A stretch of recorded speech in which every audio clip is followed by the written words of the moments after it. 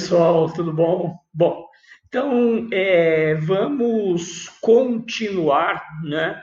Vamos então dando continuidade à nossa aula referente a, né? Nós não tivemos aula semana passada e então vamos retomar de onde nós havíamos parado. Eu tinha falado com vocês então sobre o fracasso da invasão alemã contra a Rússia, né? Então, no inverno entre dezembro de 1941 e janeiro de 1942, os russos conseguiram empurrar os alemães cerca de 200 quilômetros para trás em relação a todo aquele território que os alemães tinham avançado, né? Então, efetivamente, os russos salvam Moscou, salvam o país da guerra, né? Porque Moscou era o grande centro industrial do país.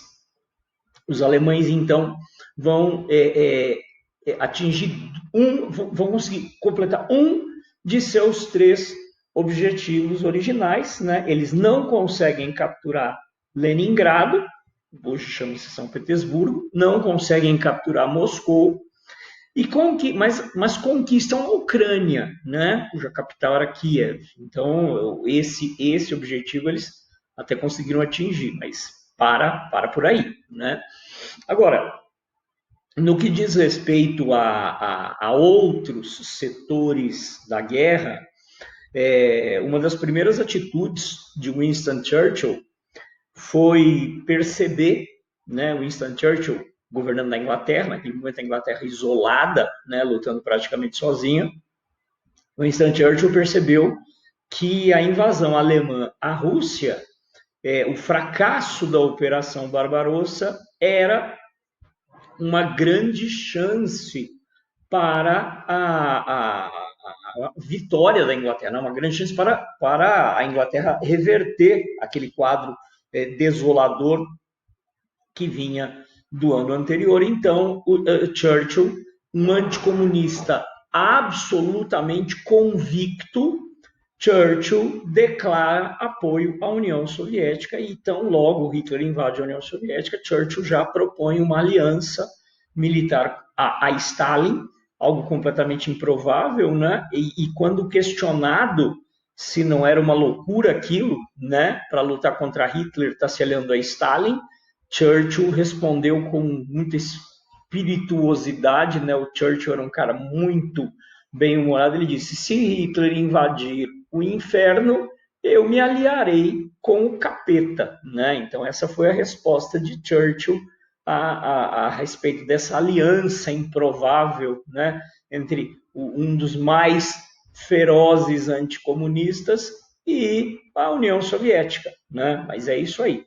Agora, o quadro da Segunda Guerra Mundial só vai estar completo mesmo a partir de dezembro de 1941. Gente, em dezembro de 1941, o Japão vai atacar a base naval norte-americana de Pearl Harbor, né, no Havaí, e vai trazer os Estados Unidos para a guerra, né? Então, em dezembro de 1941, se fecha esse ciclo aí de entrada de países, né, das grandes potências todas, né? Então, a partir de agora, nós podemos afirmar, né, a partir de dezembro de 1941, nós temos, de um lado, o eixo, né, o eixo, que é Alemanha, Itália e Japão, essa aliança eixo, e do outro lado, aquilo que nós chamamos de aliados, né?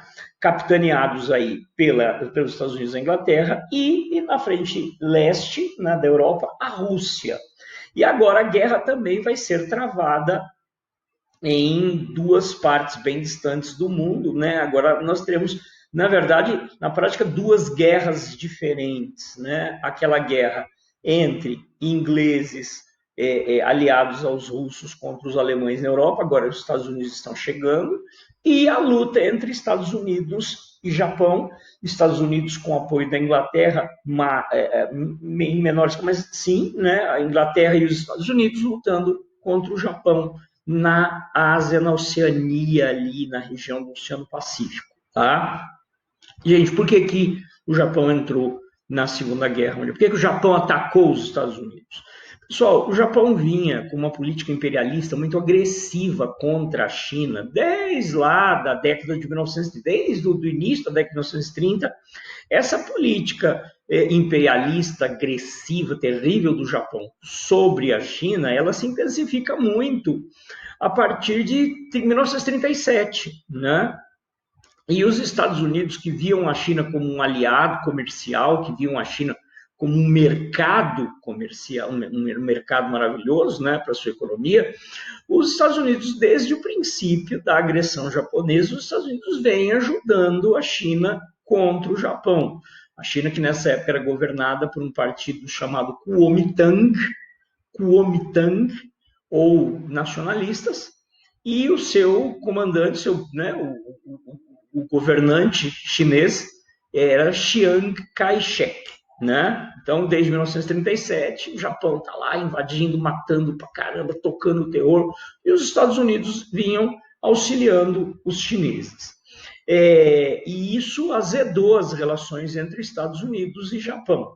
Mas, no princípio do ano de 1941, os Estados Unidos dão um passo muito firme na direção do confronto contra o Japão. Os Estados Unidos, com o apoio da Inglaterra e do governo holandês no exílio, porque a Holanda ainda tinha colônias na região da Ásia e da Oceania, Estados Unidos, Inglaterra e Holanda decretam um embargo comercial contra o Japão, né?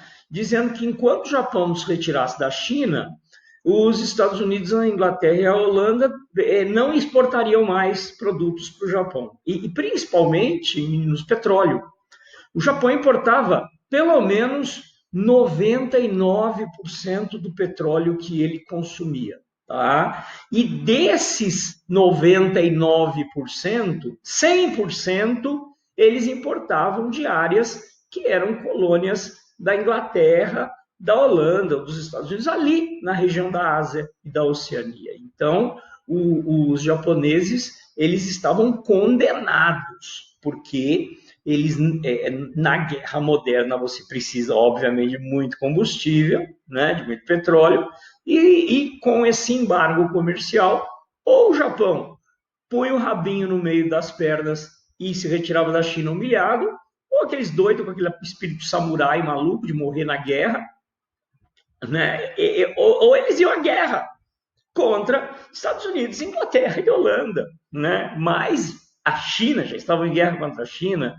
Então, muitos autores, muitos especialistas da época não acreditavam, porque a produção industrial do Japão era 10% da produção industrial dos Estados Unidos. Então, muitos autores acreditaram que o Japão jamais iria confrontar militarmente países tão superiores a ele em termos de industrialização. Vamos pensar que, tudo bem, a Inglaterra estava lá aloprada lá com aquela luta contra a Alemanha, mas os Estados Unidos eram uma potência mundial. Os Estados Unidos tinham 60% da produção industrial do mundo naquele momento. 60% da produção industrial do planeta eram os Estados Unidos. Na realidade, aqui, pessoal, entra um pouco dessa coisa do nacionalismo exacerbado, né? Esse nacionalismo maluco que fica denegrindo os demais, que fica... Não basta você amar o seu país, você tem que ficar falando mal dos outros, né? Então, na realidade, pessoal, havia uma visão racista dos dois lados. Os japoneses avaliavam que os homens ocidentais não tinham um espírito guerreiro que eles, japoneses, tinham. Os japoneses avaliavam a mente, o espírito do homem ocidental como fraco. E que o Japão poderia perfeitamente compensar a disparidade numérica em termos de produção industrial com um espírito extremamente aguerrido que compensaria, né, essas falhas. Na linha de raciocínio japonesa, o fundamental para vencer a guerra, apesar da disparidade a favor dos Estados Unidos, era lançando contra os Estados Unidos um ataque surpresa devastador que iria causar tanto dano físico quanto moral. Então, os Estados Unidos, a maior base naval norte-americana, Pearl Harbor, ficava lá no Havaí. Não sei se dizer se era maior ou se era maior fora dos Estados Unidos. Era um monstro de uma base naval lá, Pearl Harbor. Essa base ficava bem afastada do território continental dos Estados Unidos. Então, eles começaram a pensar isso. Vamos lançar um ataque, destruir aquela base, destruir tudo que tem dentro daquela base, arrasar aquela base. Nós vamos, além de mutilar o poder militar norte-americano no Pacífico, nós ainda vamos desmoralizar a população norte-americana. Não vai ter coragem, vai faltar macheza para esses caras irem à guerra. Por outro lado, os Estados Unidos também, a Inglaterra também não avaliavam, não conheciam esse espírito guerreiro, essa ferocidade japonesa, tendiam a não levar isso em consideração.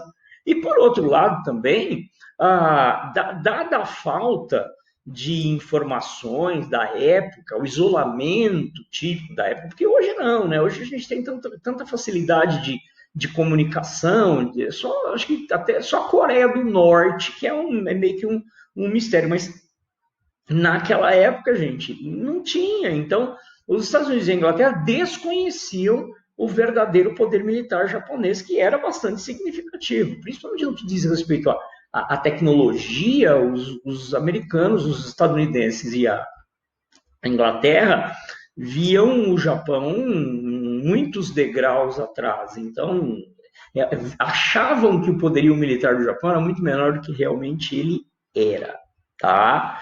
Então, havia, digamos assim, uma visão errada dos dois lados.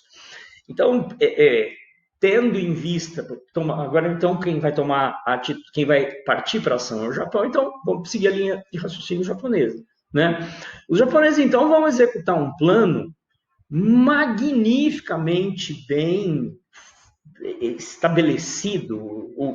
O ataque a Pearl Harbor, ele é muito mais complexo do que normalmente a gente consegue imaginar. Eu achei engraçado uma vez um amigo meu, gente, pessoa boníssima, tá? E um cara que não tá longe de ser bobo, muito, muito longe de ser bobo. E ele pegou o mapa ali, ele estava olhando o mapa, Japão e Havaí.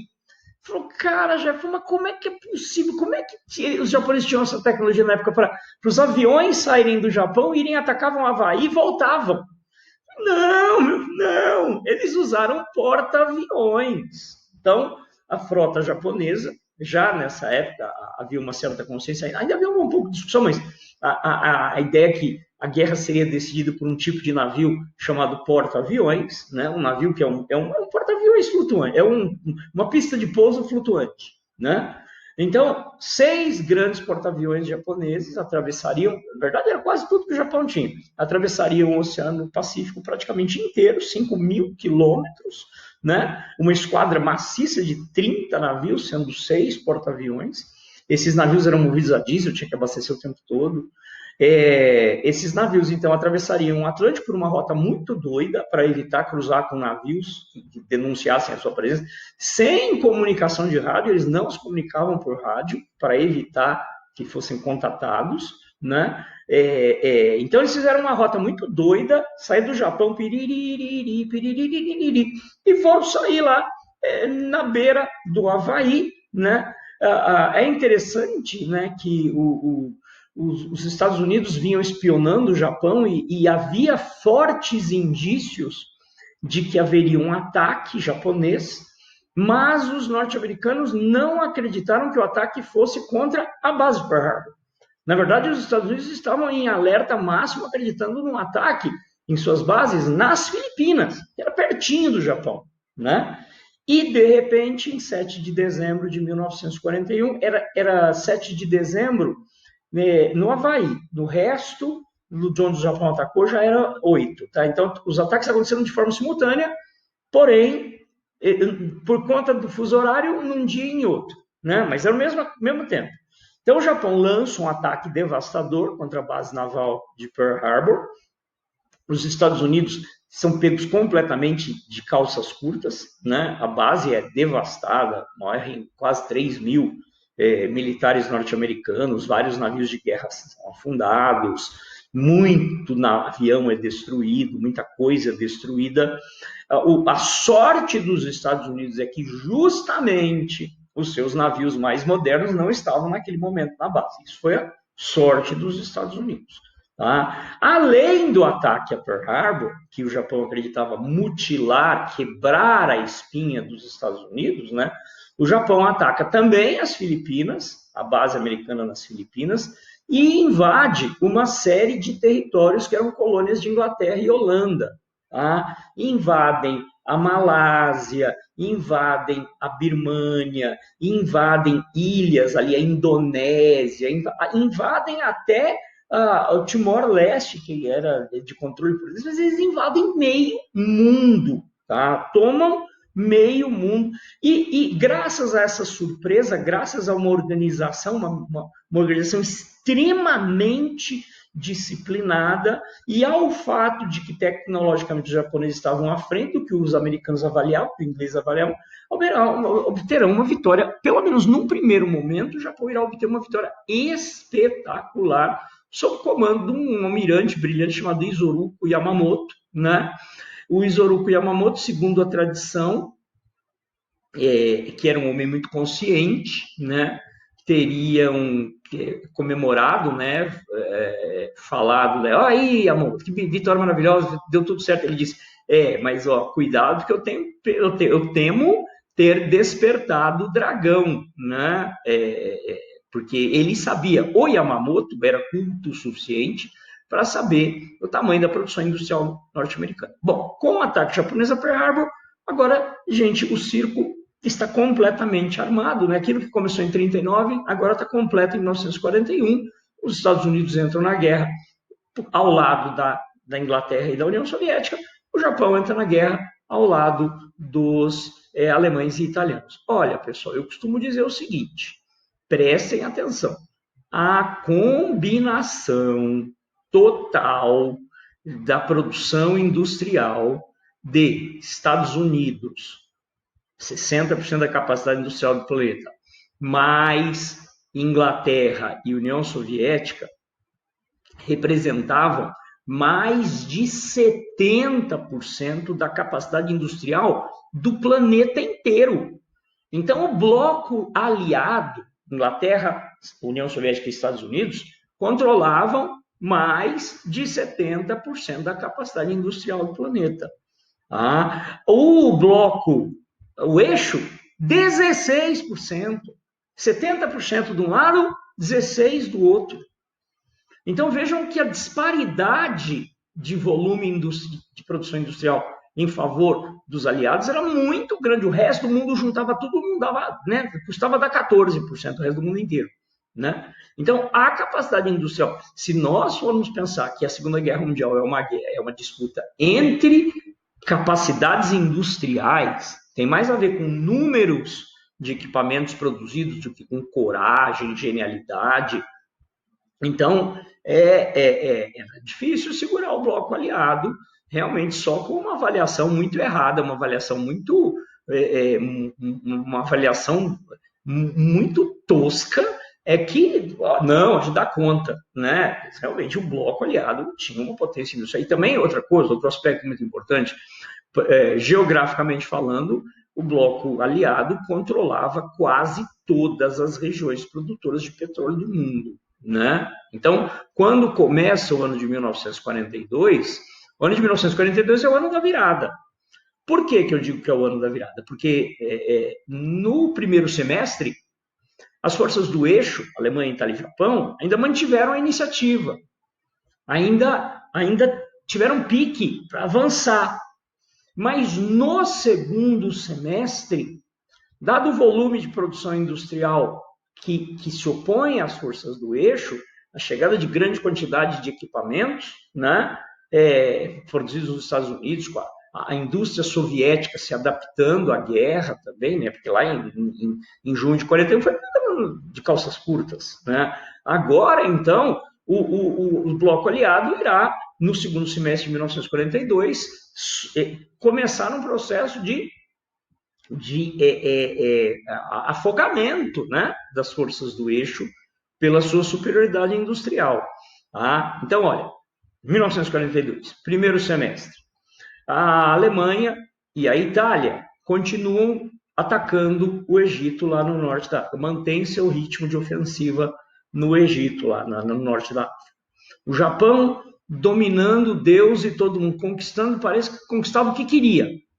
Agora, o mais importante era a guerra na Rússia, né? Quando chega o verão de 1942, primavera, né? Quando termina o inverno de 1942, o Hitler, ele estava preocupado com uma coisa, aliás, o alto comando alemão todo estava preocupado, porque na medida em que a guerra se arrastava, a Alemanha produzia quase nada de petróleo, a produção alemã de petróleo era pequena, então a Alemanha dependia de estoques, né, que ela possuía, a Alemanha produzia petróleo a partir de um processo caro, né, a partir, eles chamam de petróleo sintético, que era extraído do carvão, mas assim, o fato é que, na medida em que a guerra se alonga, e o número de máquinas aumenta, né, o número de tanques, navios, submarinos, aviões, você precisa de mais petróleo, e a Alemanha não tinha essas fontes. Então o Hitler ordena uma mudança de foco. O exército alemão não vai mais tentar avançar contra Moscou. Ele concentra praticamente todas as forças alemãs no sul, ali na região da Crimeia, para atacar o Cáucaso. O Cáucaso era a região da Rússia, que era a grande região petrolífera da Rússia.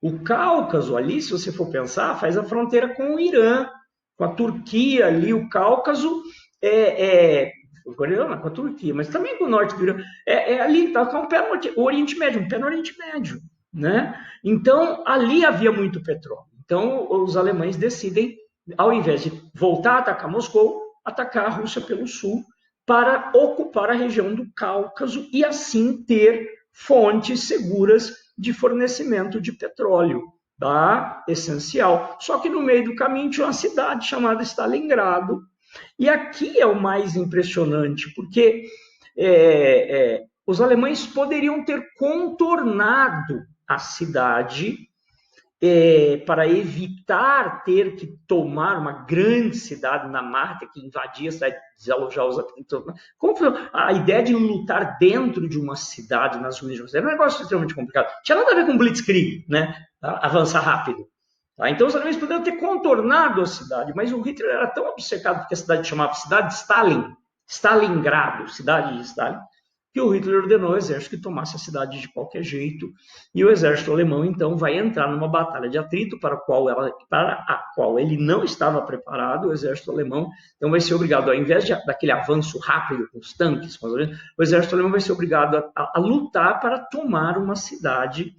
E essa batalha vai se estender, pasmem, de agosto de 1942 até janeiro de 1943. São 6 meses de luta praticamente ininterrupta. É a chamada Batalha de Stalingrado, que é a maior batalha já travada na face da Terra de seres humanos. Eu acho que mais que isso, numericamente falando, eu acho que mais só formiga, tá? Só uma guerra de bactéria.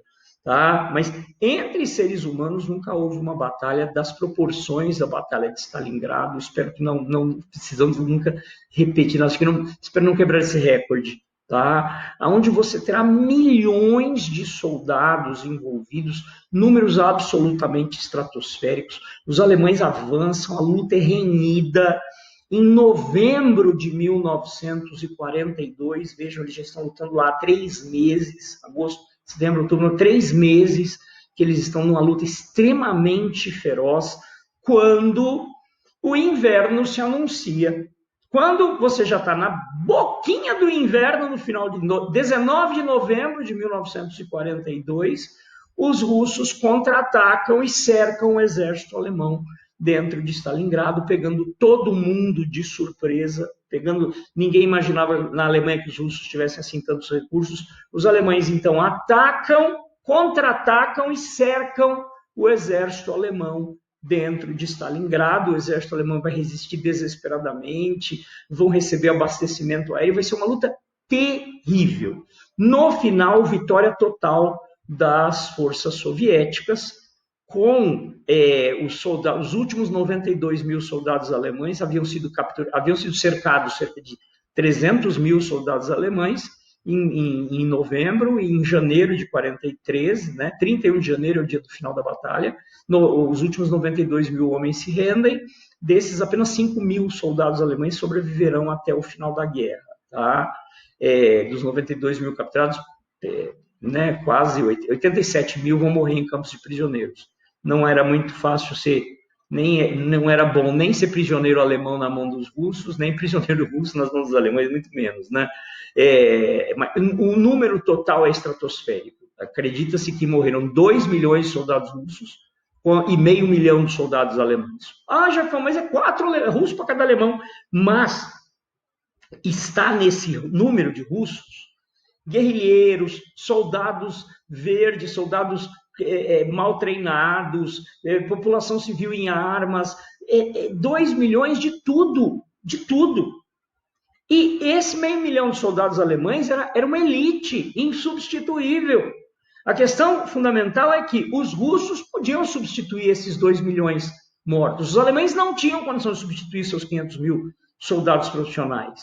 A elite do exército alemão foi aniquilada em Stalingrado. Tá? Então, a gente considera que Stalingrado marca a virada da guerra, o início da virada da guerra, apesar de, por exemplo, no norte da África, os aliados já estavam contra-atacando os alemães, mas o grande centro da guerra era realmente a Rússia. Né? Então, o que acontece na Rússia é o que vai decidir a guerra. A Batalha de Stalingrado acaba sendo o marco, portanto, da virada do conflito. E aí, o ano de 1943, eu falo, né, que se o Hitler e os líderes japoneses não fossem malucos, a guerra teria que terminar aqui, em 43, né? Mas nem Hitler, nem os infelizes líderes japoneses estão dispostos a negociar acordos.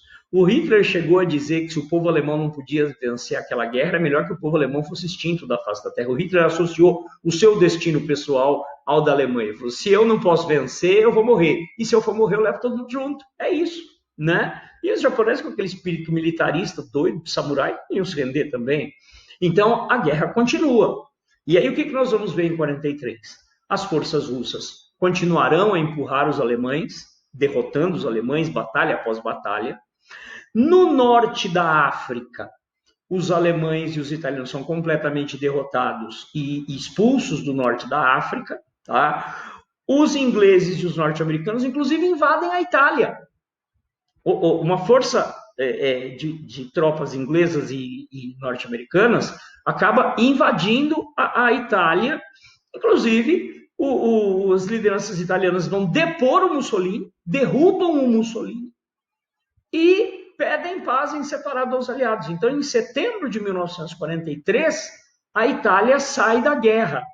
É que os alemães, já precavidos, haviam ocupado boa parte do território centro-norte da Itália, né? Então, os alemães conseguem segurar, como que tapar a brecha, né? Ocupando o território italiano, e a guerra, o pau vai quebrar lá até o final. Foi na Itália que tropas brasileiras acabaram lutando.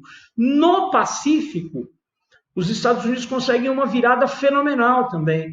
E aí tem até uma questão de tecnologia envolvida. Os Estados Unidos haviam conseguido decodificar as comunicações japonesas, os Estados Unidos sabiam onde é que o Japão ia atacar, o Japão ia invadir umas ilhas chamadas Ilhas Midway, os Estados Unidos preparam uma emboscada, e quando os navios japoneses chegam, os japoneses não possuíam radar, estavam um passo atrás nesse sentido, os japoneses não tinham radar.